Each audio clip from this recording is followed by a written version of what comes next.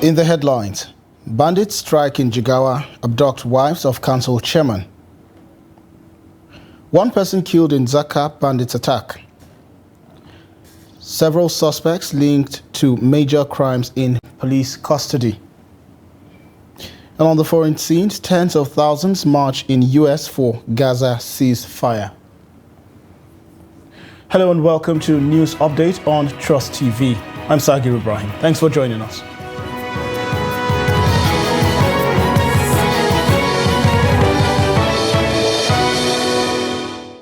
Thanks for joining us once again. We start with security now, where the police in Jigawa State on Saturday confirmed the abduction of two wives of Kiawa local government chairman Nasiru Ahmed at his residence in Kiawa town.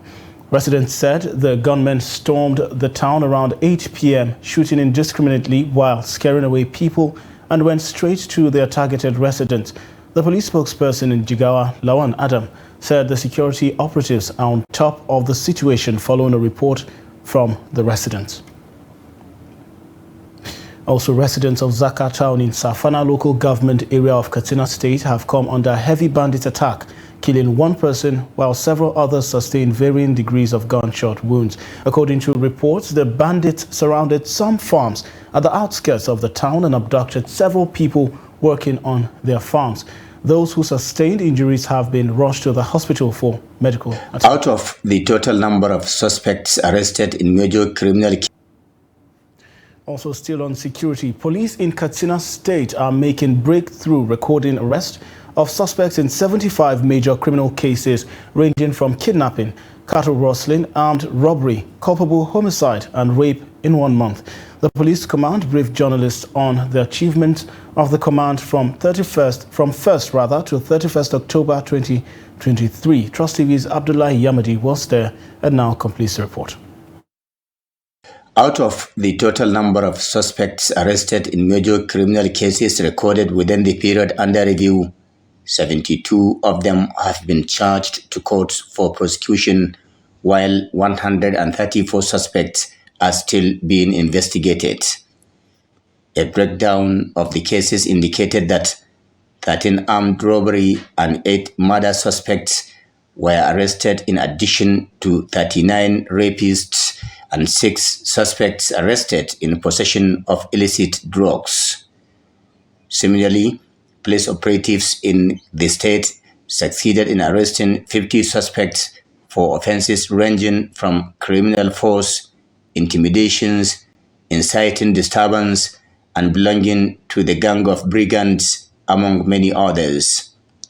In its relentless efforts to defeat bandits and their collaborators, the command rescued 23 kidnapped victims and recovered 1 English pistol, 6 rounds of live ammunition, and 1 suspected stolen motorcycle.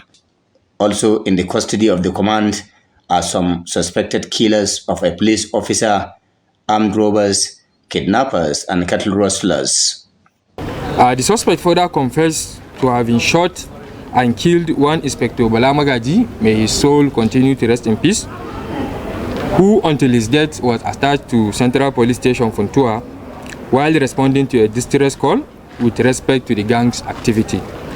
There are also 2 notorious members of kidnapping for ransom and cattle rustling syndicates terrorizing people in Faskari, Funtua, and Bakore local governments, operating under the command of one Oga Abba, a notorious bandit who is on the police wanted list. The suspect further confessed to having participated in several kidnappings for ransoms operation, where the sum of 25 million naira was received as ransom on 2 different occasions. Public commentators are worried over the increasing number of criminal cases being recorded in Katsina, calling on parents, community, security, and government, as well as other stakeholders, to rise against it before it gets out of hand.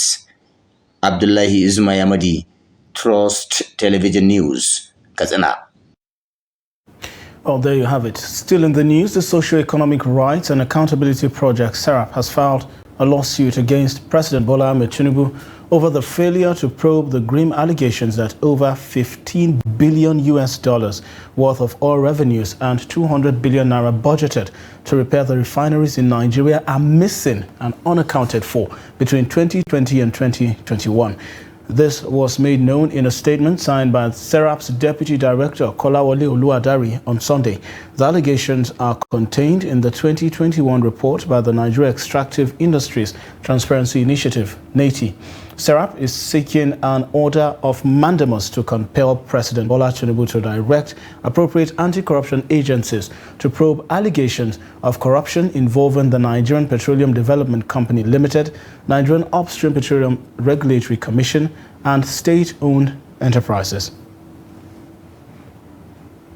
Away from that, the Plateau State chapter of the Jamaatul Nasirul Islam, GNI, has berated the state governor, Caleb Mutfwang's administration for refusing to include the names of Muslims as beneficiaries of the 500 million naira donated by wife of the president, Oluremi Tinubu, to victims of crisis in the state.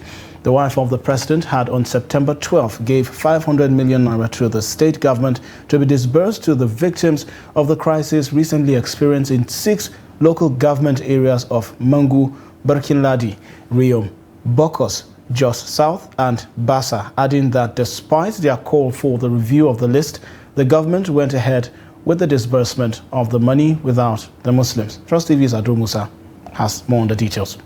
In a press briefing held at the Jos Central Mosque on Saturday, Secretary of the group, Dr. Salim Musa, said, despite calling for the review of the list, the government went ahead with the disbursement without including their members who were affected by the crisis.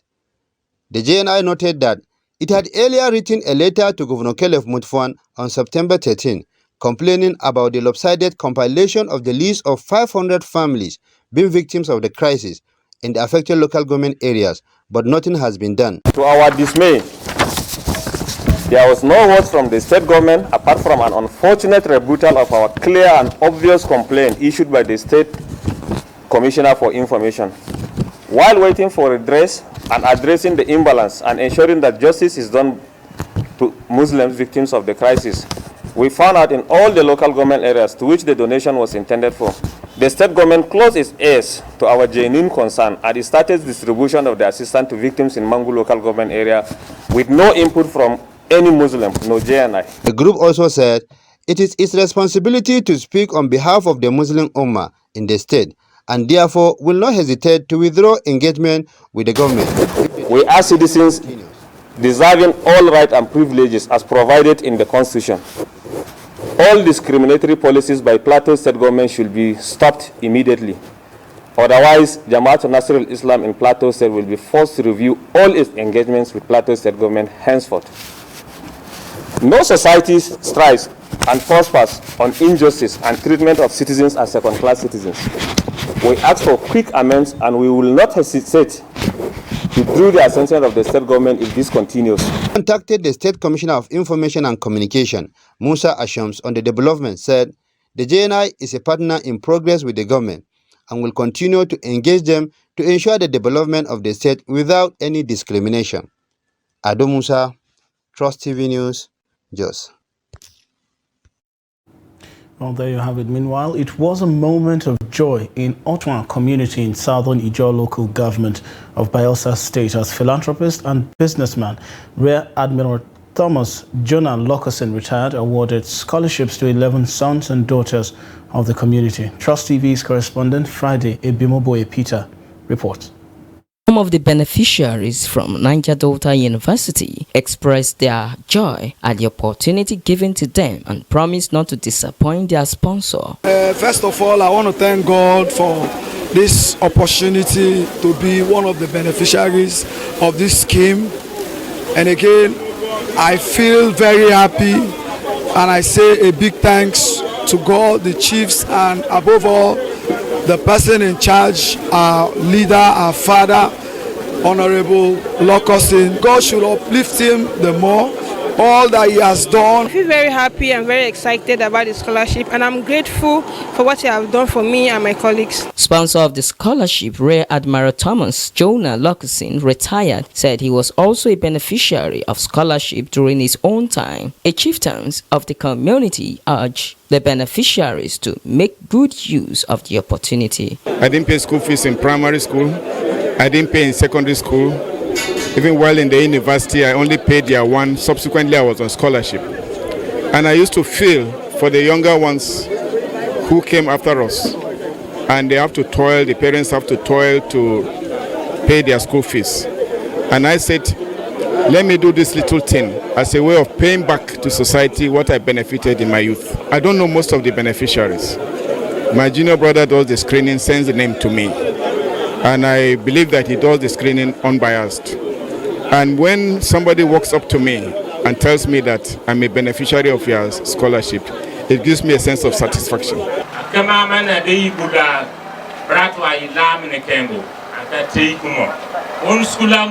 I want you to make good use of this opportunity that has been given to you. I could remember when I was doing my first degree in the university, a lecturer failed me because I was unable to buy my textbook, which cost was just 300 naira. And that makes me to spend extra 2 years in the university. I also want to use this opportunity to thank the sponsor, retired Admiral John Jonah, for this great opportunity which he has given to our people. Over 60 persons from the community have benefited from the former naval officer gesture. Friday, Ebimobowe Peter, Trust TV News, Yenagwa. Well, there you have it. Moving on, as part of moves to curb the outbreak of cholera in some parts of Ogun State, which has killed at least 12 people, the Ogun State government, through the Ministry of Environment, is set to commence the verification process for the producers of table water and beverages in the state. The Commissioner for Environment, Ola Oresonya, according to a statement made available to newsmen on Sunday, disclosed this during a stakeholders meeting with the Table Water and Beverages Producers Association of Nigeria held at the ministry's conference hall, Okemosan, Abeokuta. Oresonya said that the meeting was necessary for the agency to know those who are registered water producers and are complying with the process of water production. He said it became necessary to monitor the hygienic process of producing water products and ensure that they meet the required standard for human consumption. Also, the rate of eye-related diseases in some northern states in Nigeria is rapidly growing as thousands remain at risk of losing their sight. The recent spread of infective conjunctivitis has signaled the gaps in eye healthcare services, especially for rural communities. In this report, Trust TV's Adamu Imam speaks to specialists in Jigawa on the development. Here's his report. According to available data, there are at least 1.3 blind Nigerians, and about 80% of blindness in Nigeria is from avoidable causes. Visual impairments have physical, emotional, social, and economic ramifications, and they play an essential role in determining one's quality of life. A specialist speaks on the prevalence of eye diseases in northern Nigeria. Because many people, they don't know that they have eye problem. The advice that we give any time when you have any problem, report it to the hospital. When you go to the hospital, find yourself in the ophthalmology department where they will find a simple visual acuity. They're checking visual acuity. You measure someone's visions, it will help us to even reduce the burden of blindness. Then cataract surgery. We embark on major eye outreach where we are going to the community level. We start operating people there. This one will also reduce the number of blindness. With the dry season setting in, eye infections have been spreading across communities like wildfire. So definitely during the harvesting period, some people don't have money. That's why they don't use money during the rainy season. But immediately when the harvesting period started, you see the people are trooping. They keep on keeping their own problem till when they get them one. So now it's harvesting period. That's why you see the place is always congested. Some patients speak in their experience while undergoing treatment. Sometimes I feel something is itching me. Sometimes it's getting red and so on. And what I'm using at home, I used to I use warm water with salt and wash my. If I want to watch television, it is always difficult for me because I don't see clearly. I have been on treatment and managing it as well for over 2 months. Then afterward, I resumed consulting the eye care specialist here in the hospital. There was a time they gave me eye drops, but it still persisted. That's why I'm still struggling to regain my sight clear. While a significant part of visual impairments or eye diseases can be linked to age, a lot more people are dealing with prevalence ailments that, if left unchecked due inadequate healthcare services, could lead to permanent blindness. Adam Imam, Trust TV News, Jigawa. You're watching News Update on Trust TV. Here's what's to come. We'll tell you a story of other food additives used as alternative to sugar. This and more after the break.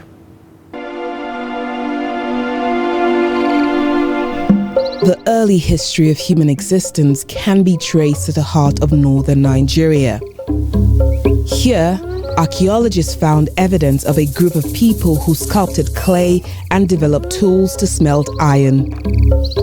The local artifacts tell the tale of skilled craftsmen.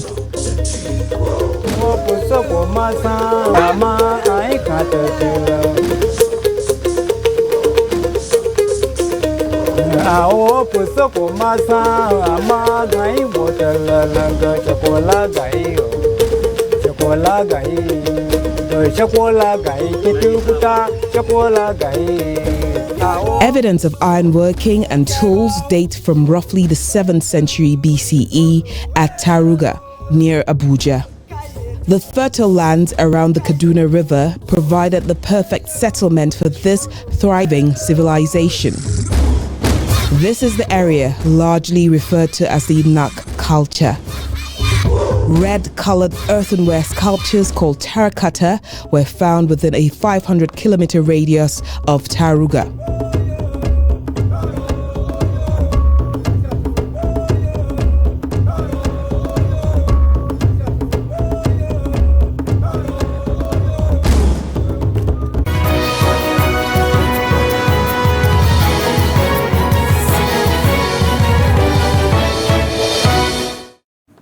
Thanks for staying with us. If you're just joining, this is the news update on Trust TV. Here's a recap of the headlines again.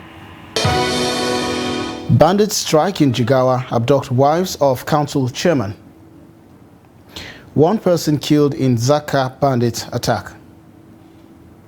And to other stories now, the need for peaceful coexistence among members of different faiths has been re-echoed at the 10th annual Usman and Fodio lecture in Ilorin, the Kwara state capital.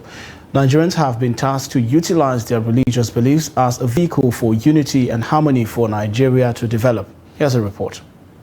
The guest speaker at this year's annual lecture is partly the reason why this hall is full to capacity. Dr. Zakir Naik is using the platform to encourage respect and tolerance among members of different faiths in Nigeria. The God which the Hindus worship, they believe is the same God for the Hindus and the non-Hindus. The God which the Christians worship, they believe is the same God for the Christians and the non-Christians. Similarly, the God Allah subhanahu wa ta'ala we Muslims worship, we believe he is the same Allah subhanahu wa ta'ala for Muslims as well as for the non-Muslims. The Sultan of Sokoto, who is the president of the Supreme Council for Islamic Affairs, charged Nigerians to explore each other's religions to better understand how to build a common ground for the development of society. It's important to share knowledge, educate people across the globe as Muslims. It's important for us to know whenever we come together as brothers and sisters in Islam to have knowledge of the other person. Because if you don't know about your own brother or your own friend, how will you relate with him? Kwara State Governor, represented by the Grand Kadi, in his remarks called on Nigerians to remain steadfast and use prayers as a vehicle to drive prosperity for all. His Excellency enjoins us all to always uphold the teachings of Islam and be steadfast in our faith and believe in Allah as the only one God, so that in hereafter we shall all be admitted in Jannah as our final abode. The event featured several talks on building peace and harmony in a homogeneous society like Nigeria. Now, as the price of sugar skyrockets across many parts of the country, residents in Kano have resorted to using saccharin and other alternatives. Trust TV correspondent Idris Jibrin reports that the price of sugar has now hit 62,000 naira per bag of 50 kilograms. Here's his report. Hajia Halima Ibrahim is a popular soft drink trader in Kano. She says she either used saccharin to prepare her drinks or be forced to quit selling soft drink due to the high cost of sugar. To gaskiya a yanzu muna samun kalubale game da sigan nan. Saboda kaga ni yanzu ma ta kai ta kawo idan Allah ya sa wannan sigan da nake amfani da shi ya kare, to abin da nake using da shi nake kasuwanci da shi wanda ya shafi siga na hakura zan bar shi. However, nutritionists warn that consumption of sugar is highly dangerous to the human body unless one is diabetic. What is there inside saccharin is nothing more than benzoyl bromide, and that benzoyl bromide is very, very dangerous and is very, very poisonous at times to the body, because it is only giving the mouth taste. That sweet taste is only what is there inside, but when it comes into the body, the way how the body is trying to metabolize, catabolize, anabolize and amphibolize, so it is very difficult. Other food additives used as alternative to sugar in Kano include sweetener and aspartame. Again, nutritionists say these additives can be dangerous. All of this we call it food additives. Food additives in terms of flavoring agent, coloring agent, preservative agent or sweetening agent. Aspartame and sweetener, they are all what we call sweetening agent. They are substances that use to modify it as just like a sugar. You can even feel the taste of sugar, but there is no something like glucose or fructose inside that substance. Meanwhile, expert believes that refined sugar is not the only source of glucose for the human body, as there are other kinds of food one may consume to get the necessary glucose for the energy his body requires. All form of cereal like rice, like wheat, like corn, guinea corn, maize, sorghum and others, it's all sugar. Because what we call sugar is carbohydrate. What we call carbohydrate is glucose. What we call glucose in our body is serve as a fuel to our brain. Be that as it may, the price of sugar has continued to rise in Kano State as residents now intensify the use of these alternatives capable of causing life-threatening ailments. Idris Jibrin, Trust TV News, Kano. Thanks to Idris for that report from Kano. Meanwhile, flight activities have resumed at the Samuel Ladoke Akintola Airport in Ibadan, Oyo State, on Sunday after the facility was closed briefly by the Federal Airport Authority of Nigeria. The airport was closed by the federal government as it carried out investigations into the private jet accident that occurred at the facility on Friday night. The aircraft, which crash-landed close to the runway, disrupted flight activities at the airport as accident investigators were deployed to the scene. And on the foreign scene, tens of thousands of people have gathered in the capital of the United States to demand a ceasefire in Gaza as Washington continues to resist calls for an end to the war despite the mounting death toll. The demonstrators in Washington, D.C. directed their anger towards President Joe Biden, accusing him of enabling genocide against Palestinians. United Nations experts have warned of a growing risk of genocide in Gaza amid Israel's relentless bombardment of the enclave, which was launched in response to Hamas' October 7 attacks on southern Israeli communities. Protesters have also rallied in Indonesia and Pakistan, calling for an end to Israeli strikes and Gaza. Also, former Guinean dictator Musa Dadis Kamara was on Saturday taken from prison by a heavily armed commando during an operation that sparked heavy gunfire in the capital, Conakry. A minister and lawyers say at least two other former officials currently on trial alongside Dadis Kamara over a 2009 massacre during his presidency were also taken from the central prison, they said. Justice Minister Alphonse Charles Wright said that at around 0500 GMT, heavily armed men burst into the prison and managed to leave with 4 prisoners, notably Captain Musa Dadis Kamara, saying that the borders had been closed. It was unclear whether Dadis Kamara had escaped of his own free will. However, the army described the operation as an attempt to sabotage government reforms and swore its unwavering commitment to the current authorities. A judicial source speaking on condition of anonymity said the masked and heavily armed soldiers who arrived at the prison declared they had come to free Captain Dadis Kamara. Inside, the group headed towards the former leader's cell, appearing to already know its location, the source said. The Justice Minister also said that Colonel Musa Teigboro Kamara, another of the men taken from prison, had since been recaptured. And in sport, Brazil's Dilin Almeida claimed a unanimous points win over Derek Lewis in their heavyweight UFC bout in Sao Paulo. Almeida, taken to 5 rounds for the first time, was adjudged a 50-44 winner by 2 judges and 50-45 by another. Almeida landed 120 strikes to American Lewis 28 at the Ibirapuera Arena. Brazilian Gabriel Bonfim suffered his first defeat in 16 MMA fights when he was stopped in the 2nd round by Denmark's Nicolas Dalby. Also in mixed martial arts, WBC silver heavyweight champion Efe Ajagba got his revenge over Joe Goodall in their rematch early on Sunday. The hard-hitting Nigerian heavyweight contender stopped Australia's Goodall in the 4th round of their 10-round main event at Tahoe Blue Event Arena in State Line, Nevada. The referee, Tony Weeks, stopped the fight 50 seconds into the 4th round because Goodall had taken too many unanswered punches. Ajagba improved his record to 19-1 and produced his 14th knockout. And with that, we've come to the end of News Update on Trust TV at this hour. Do well to follow us across all our platforms and watch us live on YouTube to follow more news and documentaries.